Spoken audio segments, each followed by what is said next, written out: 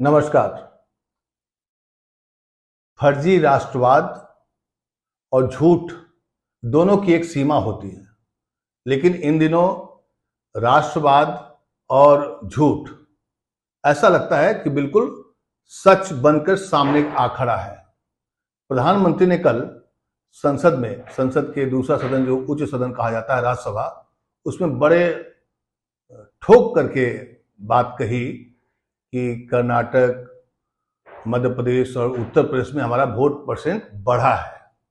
जबकि हमने story search की तो मालूम हुआ कि वोट परसेंट बढ़ा नहीं है, घटा है। सीटें भी घटी और वोट परसेंट घटा है कर्नाटक में खास करके। एक तो ये झूठ, सफेद झूठ कहते हैं इसको, लेकिन जिस तरीके से वो दमखम से बोलते हैं, कायदे से इसकी जांच होनी चाहिए। मतलब एक एक्सरे कहते हैं मीडिया में, एक शब्द है एक्सरे करना। और एक मैंने कहा शुरू में, राष्ट्रवाद की एक सीमा होती है। महज 4 साल में ट्विटर, जो अब एक्स कहा जाता है, एक्स, उसका जवाब देने के लिए भारत में राष्ट्रवादियों ने कू नाम का एक ऐप लॉन्च किया गया था और उसको तामझाम के साथ में बहुत ही प्रमोट किया गया था। लेकिन महज 4 साल में कू ने, मतलब जो ट्विटर का एक वैकल्पिक ऐप बनाया गया था, उसने अब सरेंडर कर दिया है। कहा है कि अब हम इस ऐप को नहीं चला पाएंगे, हो गया बस, अब नहीं, अब मेरे पास ताकत और कुव्वत नहीं है, पैसा नहीं है कि हम इस ऐप को चला पाएं। लेकिन आपको याद होगा कि जब कू आया था मार्केट में, क्योंकि उस वक्त भारत सरकार के साथ में ट्विटर का कुछ पंगा चल रहा था, तो उसके जवाब में राष्ट्रवाद का नारा बुलंद करने वाले कुछ लोगों ने कू को लॉन्च किया। और कू को लॉन्च ही नहीं किया, ऐसा लगा कि ट्विटर बंद हो जाएगा और कू हिट हो जाएगा। प्रधानमंत्री खुद उस पर आए। ये अलग बात है कि कू पर उन्होंने अपना खाता बनाया, लेकिन वो ट्विटर पर ही ज्यादा एक्टिव रहे। और आज की हालत में आप देखिए, पल पल की जानकारी या पल पल का जो संदेश है, वो ट्विटर पर सबसे पहले आता है प्रधानमंत्री का भी। कल भी उन्होंने राज्यसभा में जो बातें बोली, आज सुबह से उसकी कटिंग काट करके प्रधानमंत्री के ट्विटर हैंडल पर शेयर किया जा रहा है। तो मैंने शुरू में कहा था कि राष्ट्रवाद और झूठ की एक सीमा होती है, जो इन दिनों बिल्कुल खत्म हो चला है। ऐसा क्यों हो रहा है, ये नौबत क्यों आई? अगर आप इसको गहराई से सोचेंगे कि भाई, झूठ की भी एक सीमा होती है और झूठ को झूठ बोलना चाहिए, लेकिन बोलेगा कौन? विपक्ष बोलता है तो फिर उस पर एक्सरे किया जाता है कि विपक्ष ने ये गलत बोला, वो गलत बोला। लेकिन सत्ताधारी पार्टी या प्रधानमंत्री या बीजेपी की ओर से जब कोई बातें कही जाती है, तो ना उसका एक्सरे होता है, ना उसकी जांच होती है, ना पड़ताल की जाती है। जो जैसा कहा उसको चला दिया जाता है। मीडिया की हालत क्या है? और मीडिया की हालत जब बदतर हो जाएगी, बद से बदतर हो जाएगी, तब झूठ की सीमा टूट जाती है। और जो कहा जाता है ना कि झूठ की भी एक सीमा होती है, ये तब टूट जाती है जब आपके समाज का दर्पण कहा जाने वाला मीडिया झूठ को परोसने वाला एक माध्यम बन जाए और सच्चाई से मुंह मोड़ ले। सच्चाई से मुंह मोड़ ले मतलब 121, 122, 123 तक के आंकड़ा पहुंच चुका है।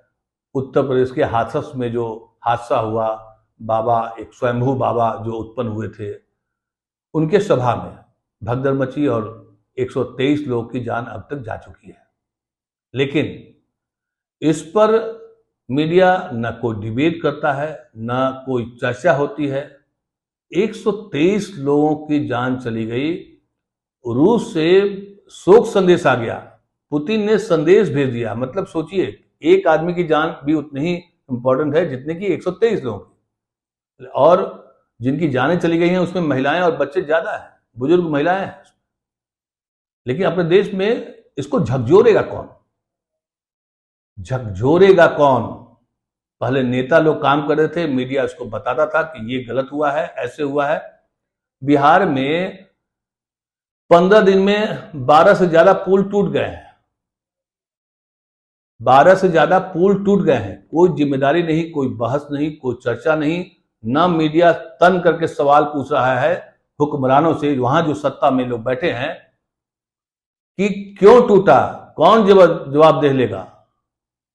जनता के लिए बनाया जाने वाला जो पुल है वो टूट रहा है, लेकिन मीडिया में बस एक खबर आती है, हेडलाइन बनती है, मीडिया में वो खबर बहुत ज्यादा चर्चे में रहती है कि आईसीसी से जो लौटे हैं खिलाड़ी, जिसका जश्न मनाया जा रहा है, कौन सी जर्सी पहने हैं, कौन सा नंबर प्लेट है, कैसे झुके, कहां देखे।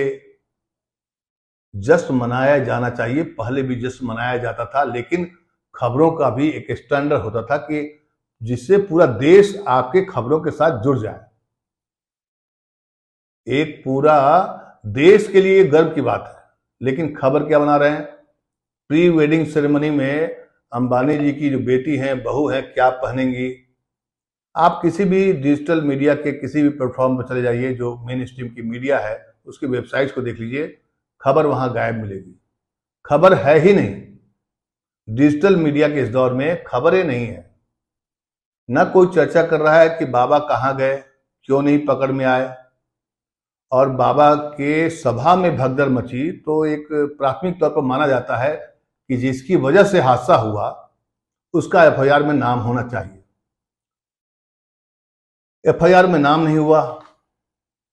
हैवी पुलिस डिप्लॉयमेंट हो गया, ये खबर जरूर आएगी आपको कि पुलिस की चाक चौबंद व्यवस्था हो गई।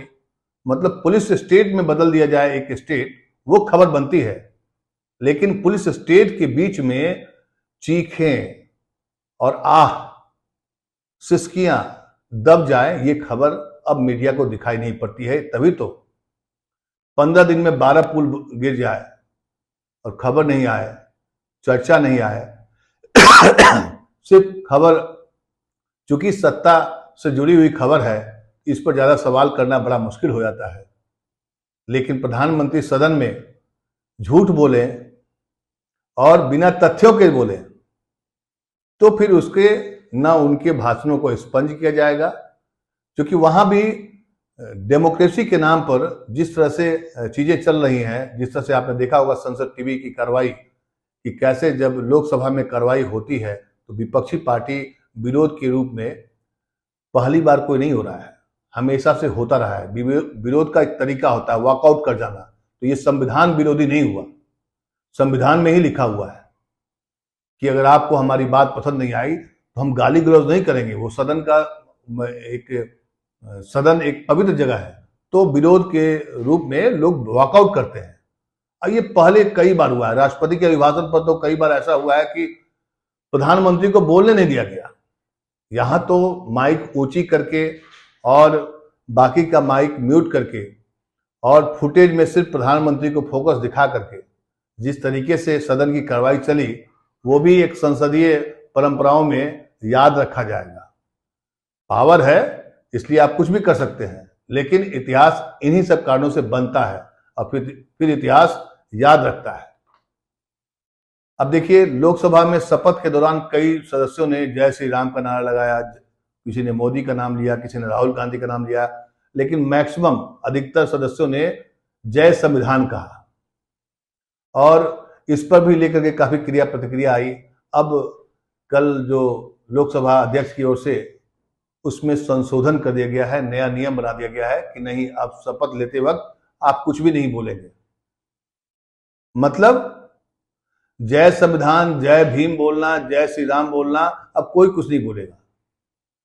सदन के अंदर में भी सीमाएं बांधी जा रही हैं, जबकि सदन लोकतंत्र का एक मंदिर कहा जाता है, लोकतंत्र का एक रूप होता है। लोकतंत्र क्या होता है? जिसमें लोग बोलता है, लोग के प्रतिनिधि बोलते हैं। अब वहां कैसे बोलेंगे, क्या बोलेंगे, किसको दिखाया जाएगा टेलीविजन चैनल पर, किसको नहीं दिखाया जाएगा, इसके लिए एक तरह से अघोषित सेंसरशिप लगी हुई है। आप संसद की कार्रवाई इस बार के देख लीजिए, राष्ट्रपति अभिभाषण के दौरान जिस तरीके से विपक्ष के सदस्यों को या विपक्षी खेमे की ओर से टेलीविजन कैमरा बिल्कुल गायब था और कैसे कैसे सदन चलाया गया।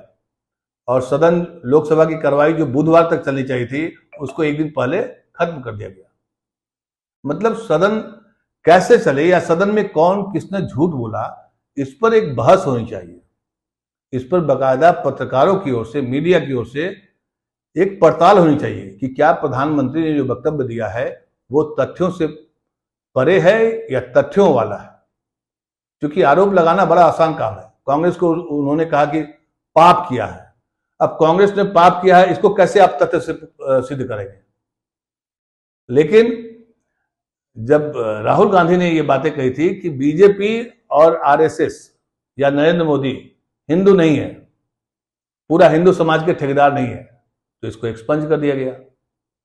इस पर आपत्ति थी लोगों को।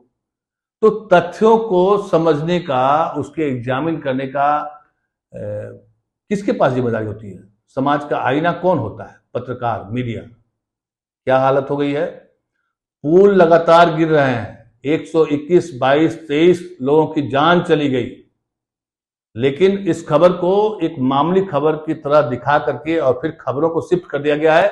आईसीसी में जो अभी T20 में जो वर्ल्ड कप जीते हैं उसको दिखाया जाएगा। लेकिन आपको याद होगा जब देश में कोई विपत्ति आती थी तो तमाम जो खुशियों का त्योहार होता था उसको भी गायब करके, माने कम करके, जो बड़ी खबर होती है, जन सरोकार की खबर होती है, जिसमें सिस्टम की गड़बड़ी होती है, जिसमें सरकारों की लापरवाही होती है, उस खबर को दिखाया जाता है, बताया जाता है, ताकि देश के लोग जान सके कि वहां जो हादसा हुआ क्यों हुआ और सरकार ने क्या क्या जतन किए हैं, क्या क्या प्रयत्न किए हैं। मुख्यमंत्री योगी वहां पहुंचे, उन्होंने अच्छा काम किया। एक मुख्यमंत्री का जो काम होता है उन्होंने किया। मुख्यमंत्री योगी ने तो अपना काम किया, विपक्ष के नेताओं ने शोक संदेश जाहिर किया, दुख प्रकट किया। मीडिया अपना काम नहीं कर पाया।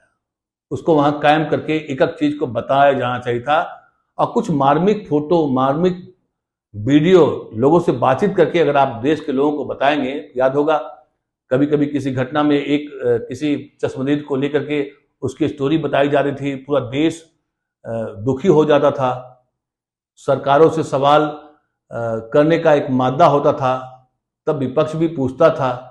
लेकिन ट्रेन एक्सीडेंट हो गया, मामला खत्म। इसके पहले भी एक्सीडेंट हुआ, मामला खत्म। न कोई सवाल, न कोई जवाब। ट्रेनों की स्पीड कम कर दी गई है लगातार हो रही दुर्घटनाओं के कारण। और सुरक्षा कवच का जो वादा किया था रेल मंत्री ने, तो उस पर भी नहीं। 2022 तक किसानों की आय दोगुनी हो जाएगी, ये प्रधानमंत्री मोदी का कई बार दिया हुआ भाषण है। 2022 बीत चुका है, अभी तक दोगुना नहीं हुआ है। एमएसपी विथ लीगल गारंटी नहीं मिली है। तमाम कई ऐसे फैक्टर हैं जिस पर अगर मीडिया चाहे तो सरकार को आईना दिखा सकती है। सरकार को आईना दिखाने का मतलब ये नहीं होता है कि सरकार गिर जाएगी और सरकार चली जाएगी। कम से कम इतना तो नैतिक दायित्व का बोध होना चाहिए। जिसका जो काम है वो उसको करना चाहिए। जैसे पॉलिटिकल पार्टी का काम है झूठ बोलकर, बरगला करके लोगों को वोट लेना, ये कोई आज से नहीं हो रहा है। पंडित नेहरू के जमाने से भी, इंदिरा गांधी ने भी कहा था कि गरीबी हटाओ, लेकिन गरीबी नहीं हटी, तो उन्होंने भी झूठ कहा था ना। तो उससे आज भी मोदी जी कहते हैं 15 लाख के वादे किसने किए थे? मोदी जी ने किए थे। लेकिन राहुल गांधी ने 8500 खटाखट क्या बोला, उस पर मीम्स बना करके सोशल मीडिया पर और मीडिया घराने के पत्रकारों द्वारा उसको प्रचारित किया जाता है। यह है देश की मीडिया की हालत और देश की ताजा हालत। कई ऐसी खबरें हैं जिसको जानना चाहिए कि देश में कल चल क्या रहा है। नीट एग्जाम को लेकर के भी ढेर सारे सवाल हैं। प्रधानमंत्री ने कल सदन में कहा कि हम अच्छा कानून लाएंगे, बिल्कुल अच्छा बात कहा। लेकिन प्रधानमंत्री एक साल के दौरान मणिपुर क्यों नहीं गए? मणिपुर में आपने बहुत सारा काम किया, शांति की बहाली की कोशिश हो रही है, लेकिन प्रधानमंत्री एक साल के दौरान क्यों नहीं गए, इस पर कोई सवाल नहीं पूछता है। कोई तो मजबूरी होगी। प्रधानमंत्री को किस बात का डर? उन्हें तो सत्ता मिली है तीसरी बार, जैसा कि वो हमेशा दावा करते हैं। तो प्रधानमंत्री नरेंद्र मोदी जी अगर मणिपुर नहीं गए हैं, ये भी सवाल बार बार पूछा जाना चाहिए जब तक कि वो मणिपुर ना जाए। सवालों की बौछार अगर लगातार होते रहेंगे तो हो सकता है कि उनका मन बदले और सोचे कि इस सवाल को खत्म करने के लिए बेस्ट तरीका मेरे पास यही है कि मैं वहां पहुंचता हूं। पहले यही होता था। आपको याद होगा ये जो मुंबई में जो आतंकवादी हमला हुआ था ताज होटल के बाद, शिवराज पाटिल उस समय गृह मंत्री थे। उन्होंने कैबिनेट की बैठक थी सिक्योरिटी की दिल्ली में, मुंबई में उन्होंने प्रेस कॉन्फ्रेंस किया तो वो एक दूसरे ड्रेस पहने हुए थे और 2 घंटे 3 घंटे के बाद वो दिल्ली पहुंचे तो वो उनका ड्रेस बदला हुआ था। तब हम लोग मेन स्ट्रीम मीडिया में थे, सवालों की बौछार होने लगी कि देश पर हमला हो रहा है और देश का गृह मंत्री जो है 2-3 घंटे में 2 ड्रेस चेंज कर लेता है और देर रात होते होते शिवराज पाटिल हटा दिए गए, चिदम्बरम जी उसमें गृह मंत्री बने। सवालों की बौछार क्या थी कि 2 घंटे में आपने ड्रेस कैसे चेंज किया? देश में जब इतना बड़ा संकट चल रहा है, यही सवाल प्रधानमंत्री मोदी से पूछा जाना चाहिए कि मणिपुर में पिछले 1 साल में शांति की बहाली की तमाम कोशिशों के बाद वहां मामला शांत क्यों नहीं हो रहा है और आप क्यों नहीं गए?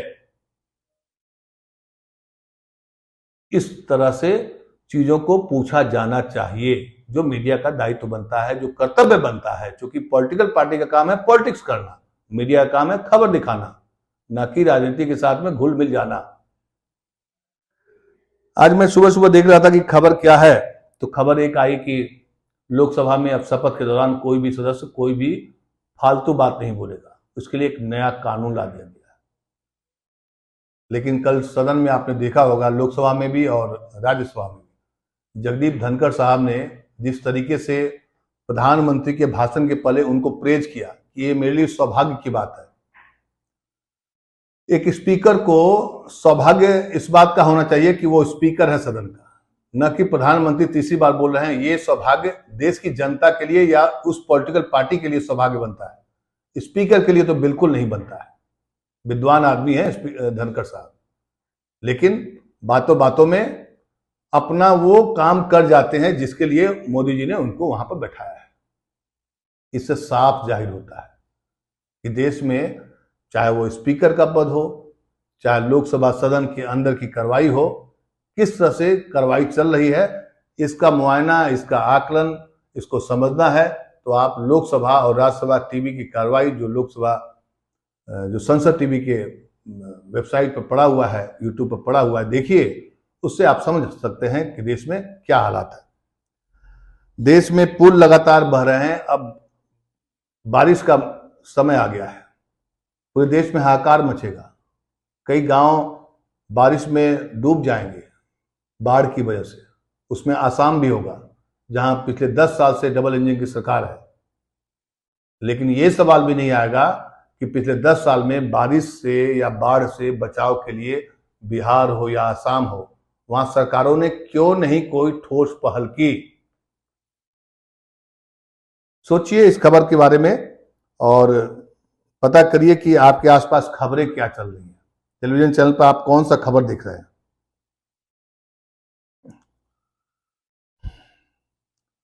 बहुत सारी खबरें हैं। अब संसद टीवी की कार्रवाई को ही देख लीजिए कि जब संसद टीवी की कार्रवाई होती है तो किसको कितना बार दिखाया जाता है। इससे भी आप देश की तस्वीर, देश के लोकतंत्र की असलियत आपको समझ में आएगी। और कैसे विपक्ष का नेता जब भाषण देने लगता है तो सत्ता पक्ष कैसे उसको घेरता है। कभी कभी तो ऐसा लगता है कि विपक्ष थोड़ा मजबूत क्या हुआ, ऐसा लगने लगा है कि विपक्ष की जो सीटें हैं वो सत्ता की तरह व्यवहार कर रही हैं और हल्ला हंगामा सत्ता पक्ष की ओर से ज्यादा हो रहा है। नमस्कार।